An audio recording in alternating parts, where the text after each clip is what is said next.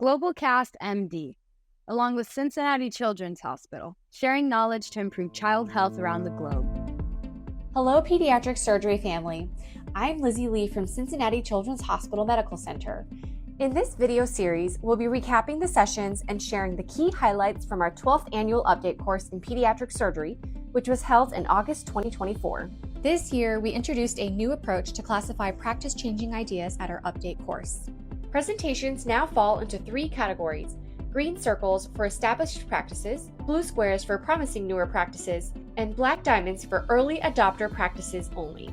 Today, we will talk about the CO2 laser for pediatric surgery with Dr. Carlos Colunga, pediatric surgeon from Mexico. This topic falls into the black diamond unproven category. A 3-year-old male with chronic melanocystitis and recurrent infections not responsive to medical treatment has a tight phimosis with painful urination report. About 38% of the audience would use electrocautery and 50% would use scalpel, with a small portion using CO2 laser. It has the potential to outperform conventional circumcisions and other surgeries. I'll use circumcision as a proof of concept. It can give you faster operative time, reduced pain, lower rates of scarring, and an amazing cosmesis. This meta-analysis and systematic review included 7 studies. Results showed that laser-assisted circumcision is definitely a safe and strong option. This is the thing. We hear about the use of CO2 lasers for surgery. We think, oh, this is new. But this has been reported since 1970. It's just not well researched in pediatric surgery. And what exactly is a CO2 laser and a YAG laser?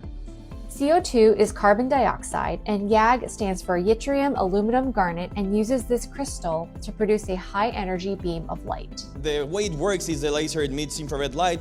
It is highly absorbed by water and biological tissues. Depending on the nanometer wavelength that you change, it absorbs differently. We're using it in the spectrum of 920 to 1400, which is really well absorbed by water.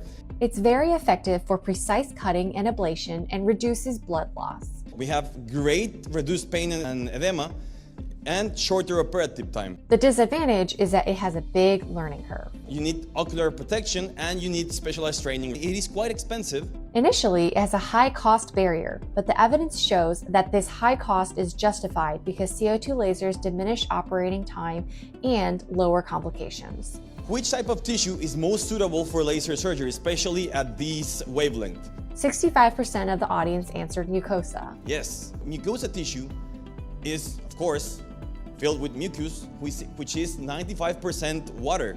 So it reacts really well to the laser. Where in the body can we use this?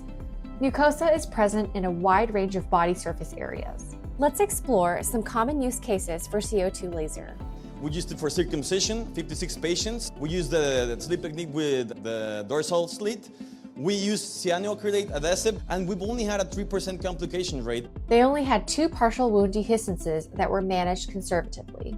Just look at the scarring profile. It's amazing. Low pain profile, we only use ibuprofen. Our surgical time is around 10 minutes and amazing aesthetically results. This research paper from 2016 shows that combining a CO2 laser and cyanoacrylate adhesive decreased the operating time significantly and decreased bleeding complications. We've used it for frenulectomy, 47 patients, low pain profile, no suture required. Other conditions that they've used the CO2 laser for include perianal fistulas in 4 patients, fistulotomy, and pilonidal cysts in 12 patients. We do laser ablation, and there's a sinus tract we also ablated. Lower labia fusion and condylomatosis, great for ablation. Here's another paper from 2022 showing that laser is very effective in treating benign anal conditions, especially hemorrhoids. In summary, CO2 laser is a strong evidence-based option with promising outcomes. It reduces bleeding, has a lower pain profile, and has a shorter operating time. The barriers for adopting the use of CO2 lasers are the high initial equipment costs, the need for specialized training, and the lack of availability. Globalcast MD, along with Cincinnati Children's Hospital, sharing knowledge to improve child health around the globe.